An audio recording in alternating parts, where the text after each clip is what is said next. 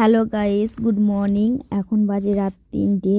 হ্যাঁ, শুভ সরস্বতী পুজো। আজকে সরস্বতী পুজোর দিন এই ব্লগটা করলাম আপনাদের সঙ্গে। আমি রাত 3টের সময় উঠেছি। 3টের সময় ঘুম থেকে উঠে স্নান করতে চলে গেছি। এখন অন্ধকার, পুরো অন্ধকার, একদম কিছু দেখতে পাওয়া যাচ্ছে, কিন্তু ফোনের লাইটটা নিয়ে আমি সব কিছু করছি। এখন আমি দিব আলপনা, আপনাদেরকে দেখাবো যে আলপনাটা আমি কত সুন্দর দিই।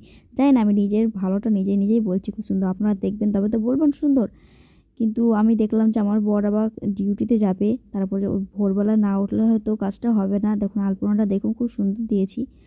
কিন্তু বৃষ্টি হচ্ছিল, বৃষ্টি ভিজে আমার না পুরো জিনিসটাকে শেষ করে দিয়েছে। আস্তে আস্তে করছিলাম। 3টের সময় ঘুম থেকে উঠে স্নান টান করে আলপনাটা দিয়ে দিয়েছি, তারপর রেডি হয়ে পুজোতে বসবো। কিন্তু আর তো কিছু করার নেই। দেখুন ঘরের ভেতর একটু অল্প দিয়েছি। দেখুন আমি চলে এলাম রেডি হয়ে শাড়িটা কোনো রকম করে পরেছি, কিছু এখনও করিনি। কানেরটা মালাটা পরে নিয়েছি, তারপরে পুজোর সব ঠিক করতে হবে, কারণ পুজো টুজো ঠিক